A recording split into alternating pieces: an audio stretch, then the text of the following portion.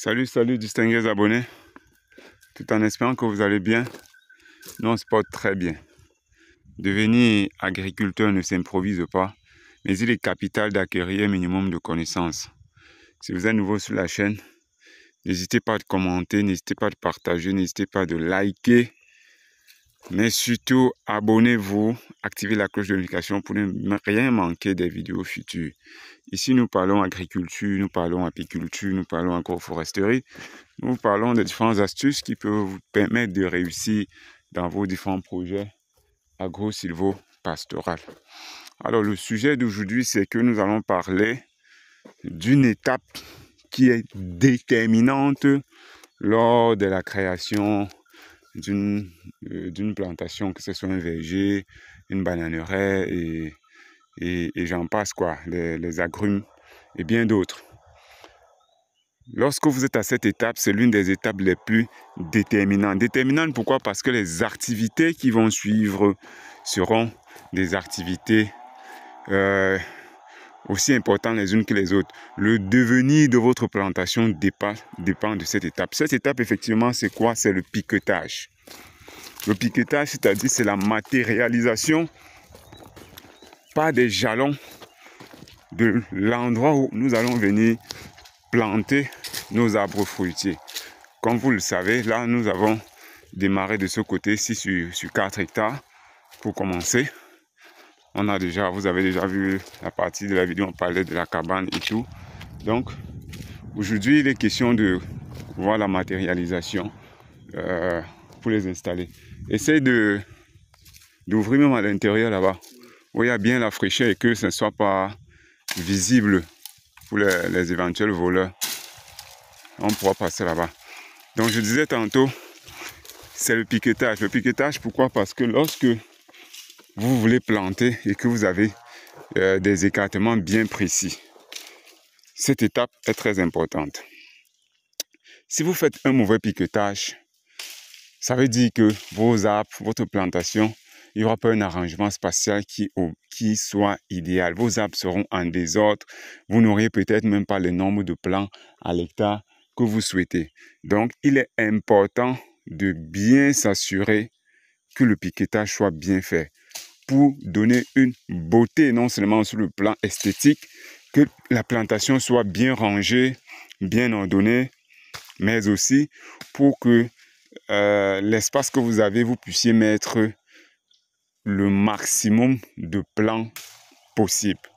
Donc là, ici, nous allons commencer avec...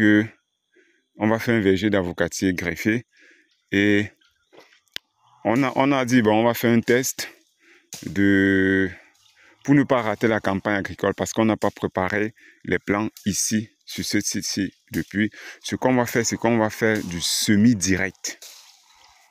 Une partie on fait le semis direct et l'autre partie avec les autres graines on va préparer la pépinière sur le site pour la campagne prochaine et pour remplacer même les plants qu'on aura greffés. Ici, j'entends par semis direct, c'est le fait de prendre les noyaux d'avocatier après avoir piqueté, fait la trouaison. On va essayer de germer les graines d'avocatier greffées et planter directement en champ. Donc, nos porte-greffes seront plantés directement en champ et après ça, on viendra greffer la campagne prochaine sur place. Donc, voilà par exemple les sacs de noix d'avocat que nous avons fait venir ici déjà sur le site.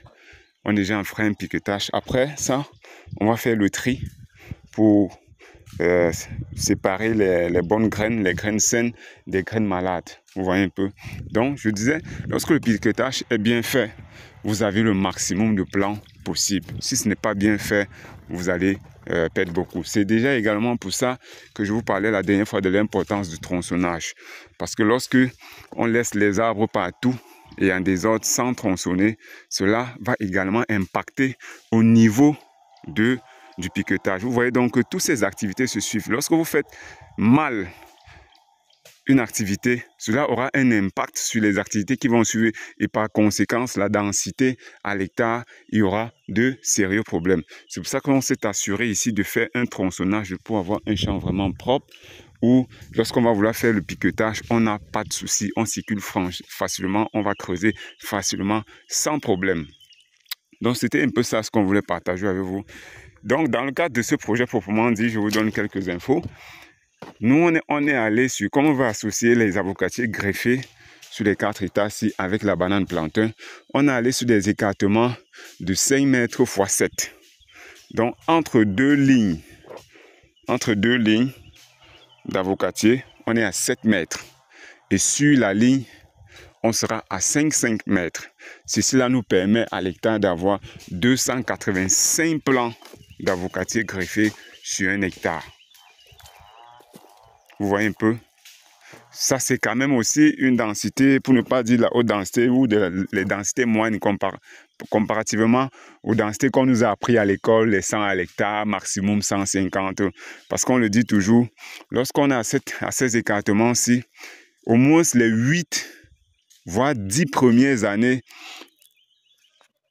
il faudra récolter entre-temps. Parce que si on dit le 10 x 10, il faudra attendre combien d'années pour que cet avocatier qu'on va planter ici ait une branche avec un diamètre qui atteint 5 mètres. Et l'autre là, pareil, il faudrait au moins 15 à 20 ans. Vous voyez que là, pendant ce temps, vous défrichez, vous entretenez, vous souffrez pour rien. Or, en revenant par exemple à 7 mètres entre les lignes et 5 mètres sur la ligne, pendant les 10 premières années, vous récoltez sans problème.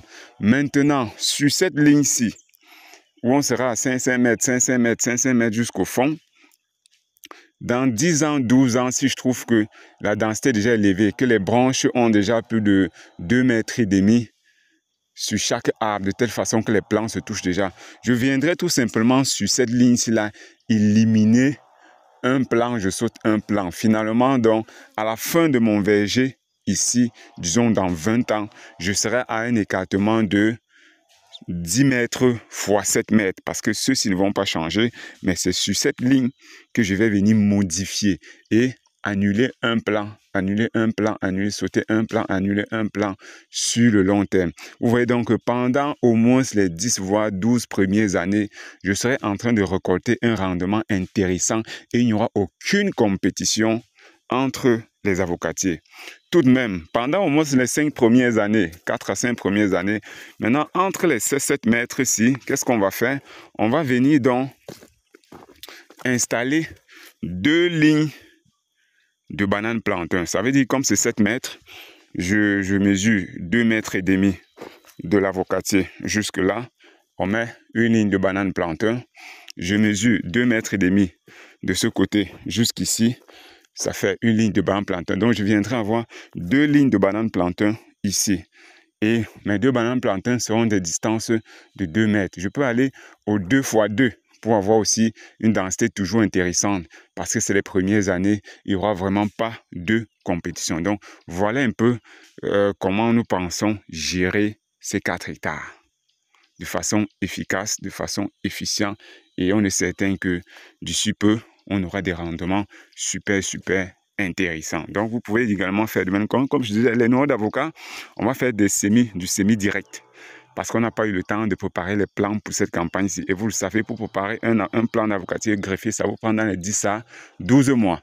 Donc, après avoir fait le tri des 8 sacs, on va faire le tri des bonnes graines qu'on va planter. Le reste des bonnes graines, on va tout simplement venir là à l'intérieur où les amis sont en train de défricher pour que on conserve les graines à l'intérieur. Comme je disais là, voici où on va venir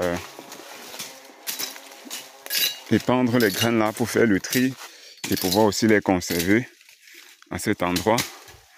Et en même temps, lorsqu'on aura fini de planter, on viendra tout simplement nettoyer ce sous-bois, comme c'est presque déjà le cas, bien aménagé, laisser ces grands arbres ici-là jouer le rôle d'ombrière pour pouvoir faire la pépinière dans ce sous-bois-ci.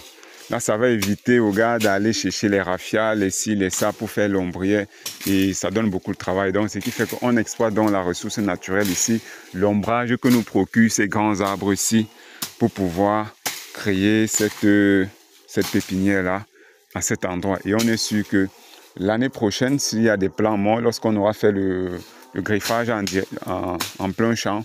S'il y a des plants qui sont morts, qui ont séché ou quoi que ce soit, on pourra tout simplement remplacer.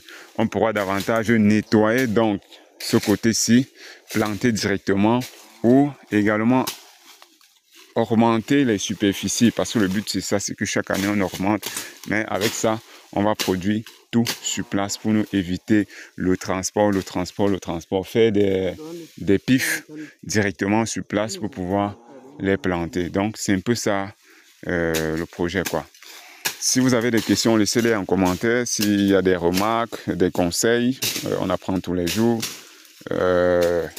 Bref, laissez en commentaire vos différentes impressions, vos différentes remarques. On va tout simplement se dire, n'hésitez pas bien sûr de vous abonner. On va se dire à très bientôt pour une nouvelle vidéo et un nouveau partage. Ciao.